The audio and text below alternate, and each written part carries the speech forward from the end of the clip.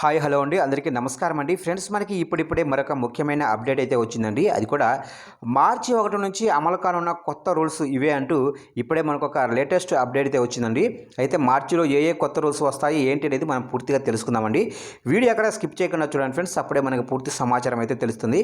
ఇక ముఖ్యంగా వీడియో నచ్చినట్లయితే లైక్ చేయండి ఫ్రెండ్స్. లైక్ చేయడం వల్ల మనకు తెలిసిన ఇన్ఫర్మేషన్ మరికొంతమందికి అయితే తెలిసే అవకాశం ఉంటుంది.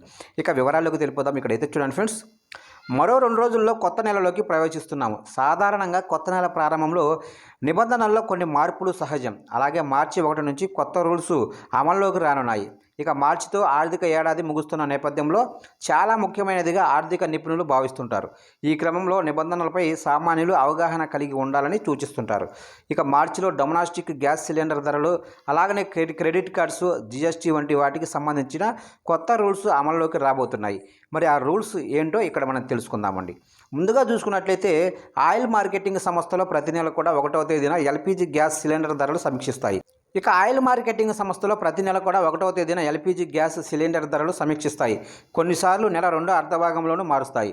అయితే ఫిబ్రవరి 1న కమర్షియల్ గ్యాస్ సిలిండర్ ధరను చమురు మార్కెటింగ్ సంస్థలు పెంచగా గృహ వినియోగానికి సంబంధించి సిలిండర్ ధరల్లో ఎలాంటి మార్పు చేయలేదు.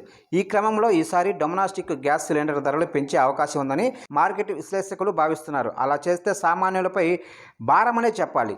ఇక దేశంలోనే అతిపెద్ద ప్రభుత్వ రంగ bank State Bank of India credit కార్డులకు సంబంధించి కొత్త నిబంధనలను మార్చి నుంచి తీసుకొస్తుంది. క్రెడిట్ కార్డుల మినిమం డే బిల్లు క్యాలిక్యులేషన్ ప్రక్రియలో పలు మార్పులు చేసినట్లు తెలిపింది. అయితే న్యూ రూల్స్ మార్చి 15 నుంచి అమల్లోకి వస్తాయని ఎస్బీఐ స్పష్టం చేసింది. ఈ మేరకు తమ క్రెడిట్ కార్డు కస్టమర్లకు ఈమెయిల్స్ ద్వారా సమాచారం అయితే అందిస్తుంది ఎస్బీఐ.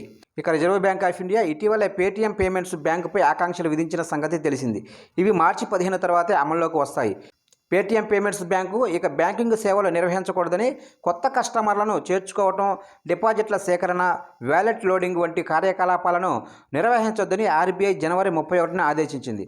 తొలుత ఫిబ్రవరి 29 వరకు గడువు విధించగా పేటీఎం కస్టమర్ల సౌలభ్యం దృష్ట్యా మార్చి 15 వరకు ఆకాంక్షలను వాయిదా వేసింది. చూశారు కండి, ఈ విధంగా మార్చి 1 నుంచి కొన్ని ఆర్థికపరమైన లావాదేవీల్లో పలు మార్పులు అయితే రాబోతున్నట్లు తెలుస్తుంది ఫ్రెండ్స్. చూశారు ఫ్రెండ్స్, అప్డేట్ నచ్చినట్లయితే లైక్ చేయండి. ఇలాంటి ముఖ్యమైన అప్డేట్స్ కోసం సబ్స్క్రైబ్ అయితే చేసుకోండి ఫ్రెండ్స్.